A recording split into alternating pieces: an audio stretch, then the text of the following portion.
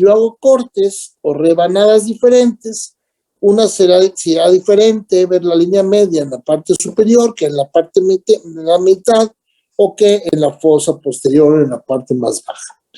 Como pueden ver, la tomografía original fue la que se hizo, así como está este cuadro en verde, que equivale a los cortes o rebanadas en sentido axial. La tomografía axial computarizada, que fue la que tuvo, o fue la inicial de todos.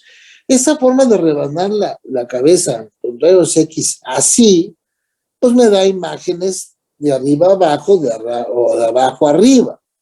Eso es la imagen axial, la imagen como de arriba o como de abajo, como lo que estamos viendo en el esquema.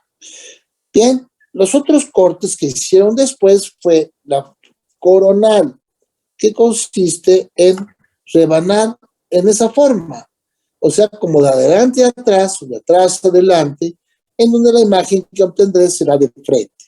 Y por último, la imagen o cortes sagitales, en donde le corto de ladito la imagen del lado, puedo cortar en algún momento, y son los 3 tipos de tomografía que hay. El tomógrafo inicial, hace ya muchísimos años, estamos hablando de 1970, por ahí de 1977, 78, estuvo en Puebla el primer equipo. No era así como ese, era nada más una serie de tubos, de fierritos, con todo medio montado, y tardaba 1 hora en dar la vuelta el tubo de rayos X. Ese tubo que tardó 1 hora, pues tardaba eso en hacer la tomografía. En la actualidad la tomografía simple tarda entre 1 minuto y 1 minuto y medio en dar la vuelta, hacer los cortes. Bien, ahí vamos a ver cómo está conectado un ordenador, o sea, una computadora, que fracciona o dispara el tubo de rayos X en 30,000 haces, los fracciona, los divide, girando y tomando los cortes, y permite ver lo que están viendo en la imagen del lado derecho. Pidiendo que mire.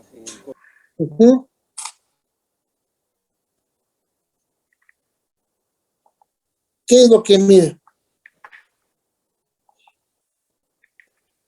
¿Qué es lo que mide? Pues lo que mide es la densidad, porque los rayos X, al pasar por la estructura a explorar, pues algunos son atenuados. Entonces mide coeficiente de atenuación, que ahora lo tenemos en unidades Hansfield, como el nombre de la persona que describe la tomografía. Las unidades Hansfield, entonces, son para medir la densidad. Y esto es así. Tenemos un equipo con un tubo de rayos X que va a ir girando y conectado a una computadora que capta precisamente, o va captando la movilidad, la atenuación de los rayos, de los 30,000 haces de rayos, y lo va a captar. Por supuesto, lo que hace es que del otro lado hay una placa de rayos X que va a recibir los rayos X y va a dejar una huella sobre esa placa. Ahora, tenemos 3 posibilidades aquí de atenuación. O sea, los rayos X se atenúan. A ver, los que pasan donde está el líquido cefalorraquídeo o el aire, pues prácticamente no se atenúan nada, porque tanto el aire como el líquido cefalorraquídeo son muy poco densos. Y entonces me dejarán una huella del otro lado. Oye, y los que pasan por el cerebro, caray, esos se atenúan poquito. Entonces iban a pasar un poco más que los que pasan por el líquido. Entonces, por un lado, los que pasan por donde está, el aire o el líquido, pues seguramente pasan completamente, y voy a anotar entonces frecuentemente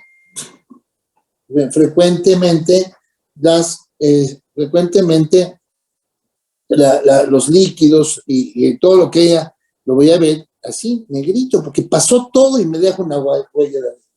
Luego tengo que ahí vienen los que pasan más o menos. Bueno, los que pasan más o menos van a dejar un color gris, que es el cerebro. Oye, y los que no pasan nada porque se topan con un hueso, bueno, los que se topan con el hueso no pasa. Entonces lo voy a ver hiperdenso en la tomografía. Y eso que está ahí, eso es una calcificación. Una calcificación por tumor o por cisticerco tampoco va a dejar pasar los rayos X y veré una lesión blanca o hiperdensa. Entonces, lo que va a pasar es que vamos a tener esa atenuación parcial, total o absoluta, de total o absoluta, parcial o nada de atenuación de los rayos X. Y entonces tengo la opción de, cuando tengo hueso, es algo muy denso, la imagen va a ser blanca y será el hueso, que va a la imagen del blanco más blanco al negro más negro, pasando por todos los tonos de gris. Efectivamente, la hiperdensidad la veré blanca en la tomografía y es el hueso. La isodensidad, esa abarca todos los tonos de gris y ahí va el cerebro. Y la hipodensidad, pues el agua o el líquido, que es lo menos denso y que en todos los rayos X pasan y dejan una huella negra o líquido o hipodensidad. Bien. ¿Sí está claro esto de las densidades, muchachos?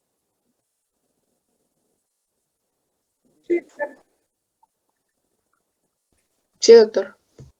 Bueno, entonces, la tomografía puede ser simple o con veo de contraste intravenoso. Si yo hago la tomografía simple, el cerebro es isodenso, ya lo vimos. Si le pongo contraste, sigue siendo el cerebro isodenso porque el contraste no es cerebral, es intravenoso. El líquido cefalorraquídeo siempre va a ser hipodenso. ¿Por qué? Pues porque el líquido, el medio de contraste no es intraventricular. Si no es intravenoso, entonces no cambia nada. Cambia cuando ya le hago una tomografía con contraste, que entra el contraste intravenoso y la sangre intravenosa se verá isodensa en la tomografía simple, hiperdensa en la tomografía con contraste. ¿Y cómo veo una hemorragia cerebral? La hemorragia es sangre que se sale de las arterias y se acumula.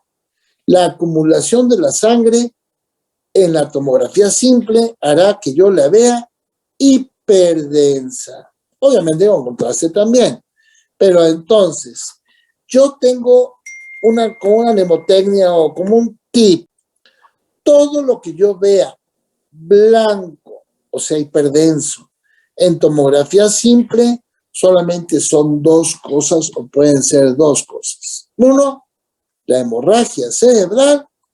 Dos, el hueso o el calcio. El hueso o una calcificación. Es lo otro blanco, no hay nada más blanco. Tomografía simple solamente son dos cosas. La hemorragia o el hueso. Bien, el edema lo veré, el edema cerebral lo veré hipodenso. Oye, perdón. El edema cerebral lo veré hipodenso, tanto en tomografía simple como contrastada. Un tumor vascularizado, o sea, tiene mucha circulación el tumor, va a ser isodenso en tomografía simple, pero hiperdenso en tomografía contrastada porque está muy vascularizado. A diferencia del tumor no vascularizado, que siempre será isodenso. ¿Bien?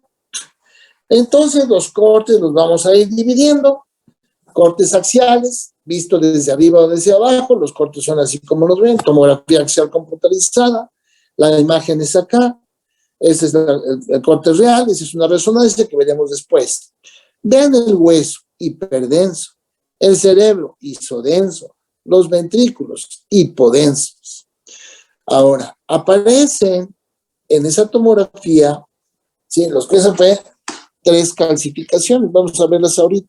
Vean, los cortes coronales, las rebanadas son así. La imagen que obtenemos es de frente, es la imagen real, es la tomografía. Bueno, pero llama la atención, fíjense bien lo que les voy a marcar. Hay 1, 2 y 3 calcificaciones fisiológicas o normales. ¿Por qué sé que son calcificaciones? Porque están hiperdensas igual que el hueso. Lo demás que ven son los numeritos en donde están ahí poniendo las diferentes áreas. Ahora, tenemos entonces el cerebro isodenso, el hueso, cráneo hiperdenso y esas tres calcificaciones, que son normales, que todas las tenemos, que no debemos de verlas como patología. Esas tres calcificaciones son los plexos coroides y la glándula pineal. ¿Qué son los plexos coroides? Allá abajo los tienen. Los plexos coroides son formaciones microvasculares en donde sucede el ultrafiltrado del líquido cefalorraquídeo. La sangre llega por la circulación a los plexos. La sangre se sigue, pero sale el agüita. Los glóbulos rojos, plaquetas y glóbulos blancos siguen. Y siguen adentro, pues. Y solamente sale agüita. Esa agüita llena los ventrículos y todo el espacio subaracnoideo. Es la producción de líquido cefalorraquídeo en los plexos coroides que posteriormente en los senos venosos habrá de, sobre todo en el seno longitudinal superior, de absorberse en los llamados, en los senos venosos. Ahí hay unas formaciones vasculares también venosas que son las granulaciones aracnoideas, así se llaman, y en donde se absorbe el líquido, de manera que el líquido se produce, se absorbe, se produce, se absorbe. Pero veamos las calcificaciones. En una tomografía axial, como la que ven abajo a su izquierda, la glándula pineal ahí está señaladita y los plexos coroides está señaladito. Sí, está perfectamente ya, es normal, son calcificaciones fisiológicas o normales. Los cortes sagitales son cortes así, como lo vemos en este caso, cortes así como se ven, y la imagen que veremos, la imagen lateral, viendo la estructura, es la menos visible en tomografía porque es una imagen de reconstrucción. Sin embargo, bueno, podemos ver estructuras como las circunvoluciones, el cuerpo calloso, el puente, el callo cerebral y el cerebelo. Desde el punto de vista de los parámetros de interpretación, tendremos que ir siempre a la línea, a la estructura ósea, a la línea media, ¿sí? a los ventrículos laterales, la línea media, la cisura interhemisférica arriba, el tercer ventrículo, los ventrículos laterales en medio, y la fosa posterior, el tallo y el cerebelo. El cerebelo, la convexidad, y eso es lo que tenemos que fijarnos. Vamos a ver rápidamente las estructuras óseas. Esta es una tomografía, como bien dice aquí, con contraste, de manera que la lesión que estoy viendo es una lesión vascularizada, que es un tumor que por otro lado está ocasionando el crecimiento de los ventrículos. ¿Por qué sé que son los ventrículos? Porque tienen agua, tienen líquido cefalorraquídeo y está crecido.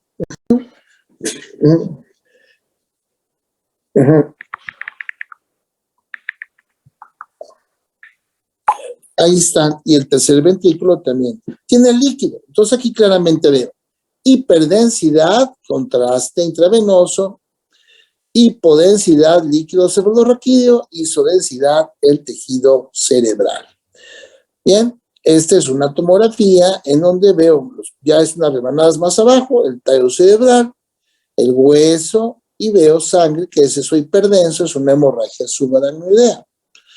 Vamos a ver otra imagen. Esta es muy interesante. Para empezar, tomografía simple. Y en la tomografía simple de cráneo, si yo veo algo hiperdenso, pues solamente pueden ser dos cosas: calcio, como el hueso, o sangre. Y entonces recuerden que todos los métodos diagnósticos, vamos por la tomografía en este caso, son un método de apoyo. Son un método de apoyo, son un método para complementar. Esto que ven ahí, ¿es calcio o es sangre? Híjole, quién sabe, pueden ser las dos cosas. Pero ¿qué tal si vemos el cuadro clínico?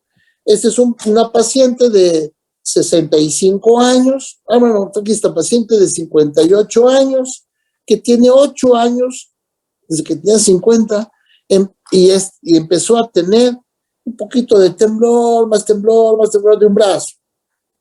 Si este que ven acá es el lado izquierdo, es el lado derecho. La paciente empezó a tener temblor, temblor, temblor del lado derecho, del brazo derecho, luego la pierna, luego la cara, y un poco de rigidez solo del lado derecho.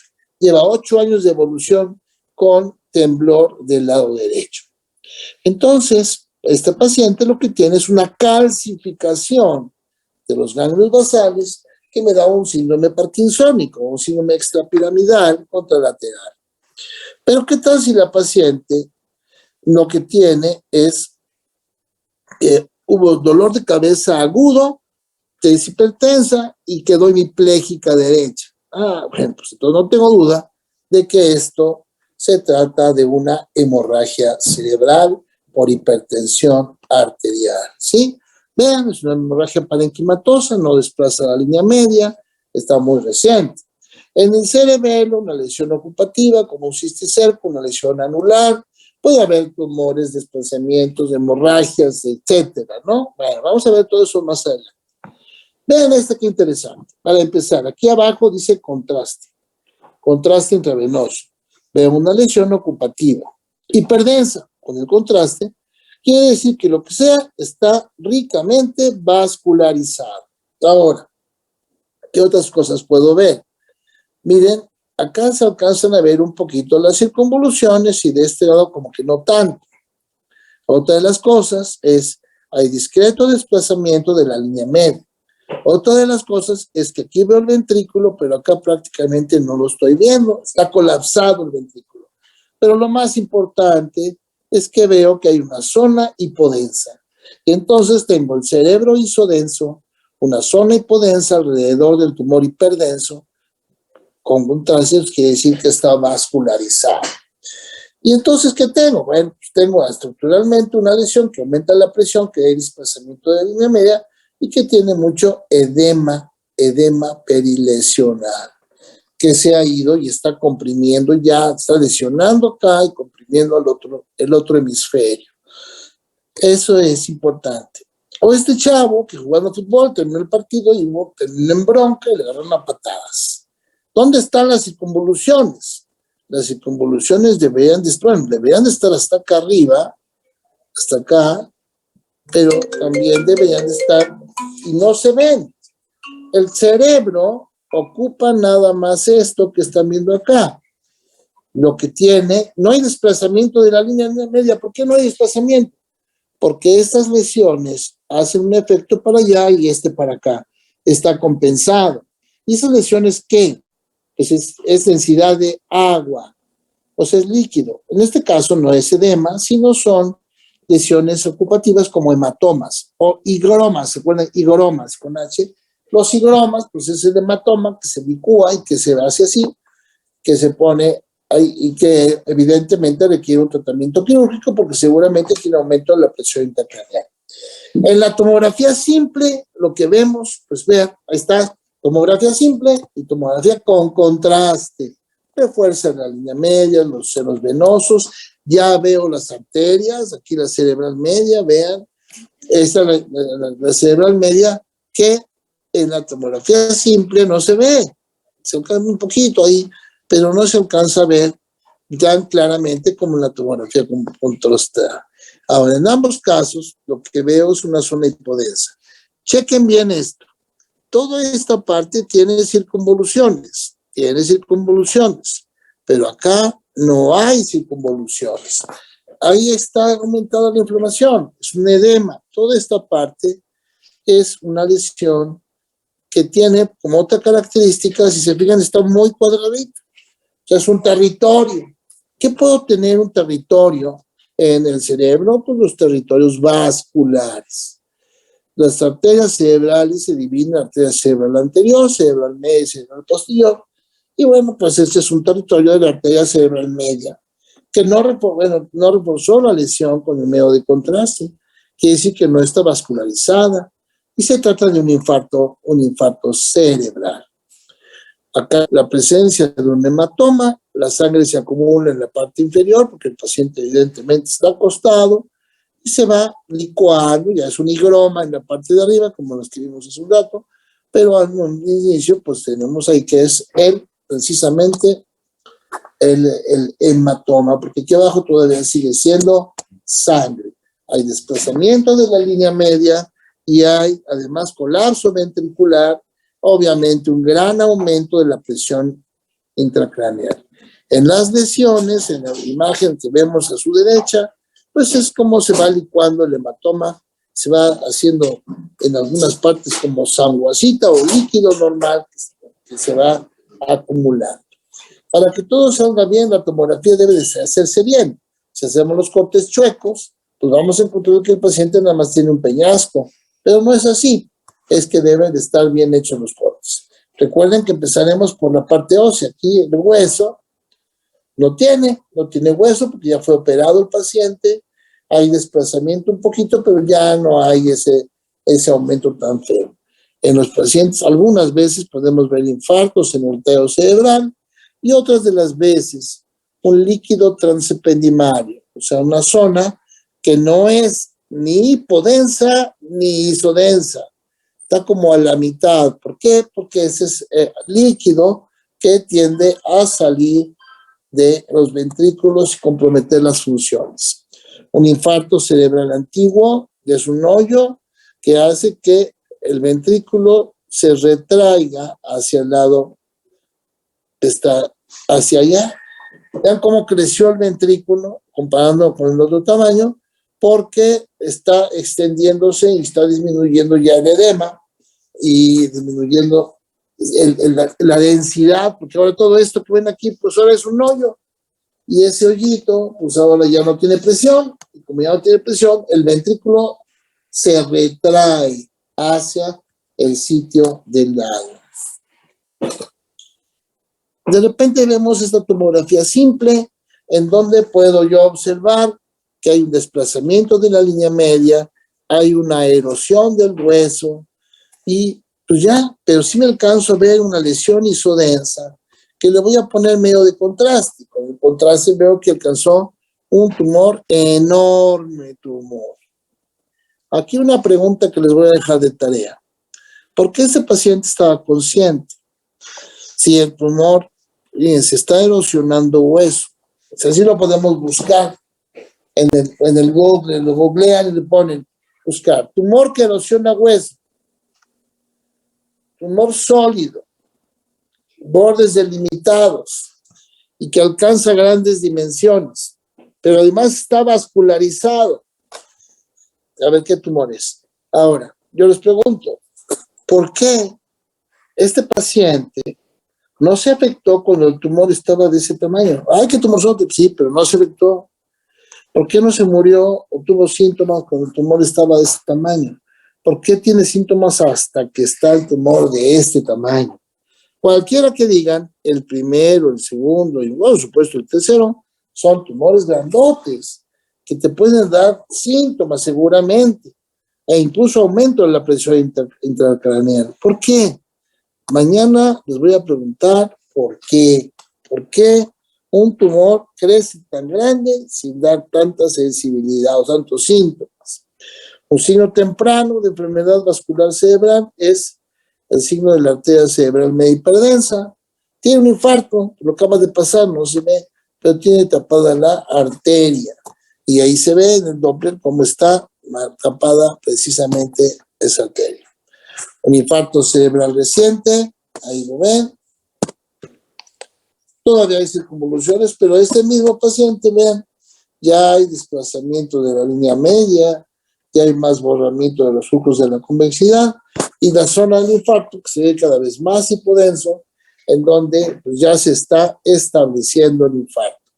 Este paciente ha tenido 3 diferentes, entre más negrito, más viejo, más hipodenso. Este primero, después de la cerebral media y después de la cerebral media, es un paciente con infartos múltiples, por supuesto. Bueno, chavos, ¿alguna pregunta de lo que vimos ahorita?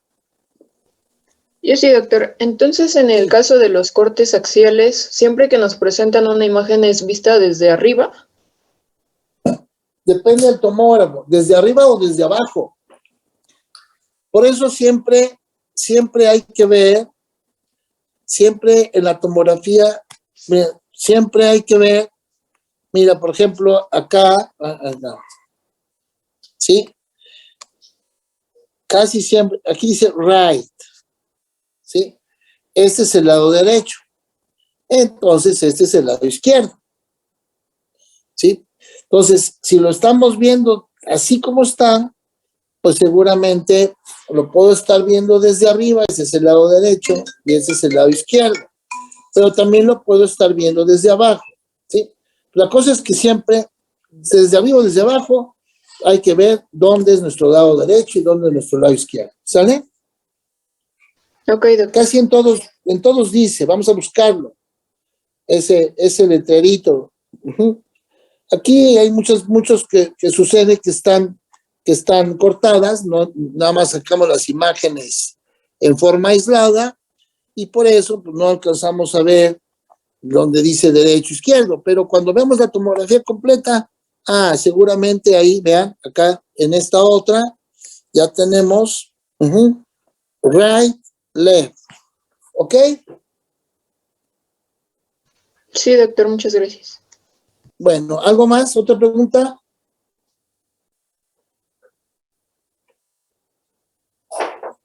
¿No? Chavos, nos vemos mañana para ver resonancia magnética. Gracias, doctor. Mañana.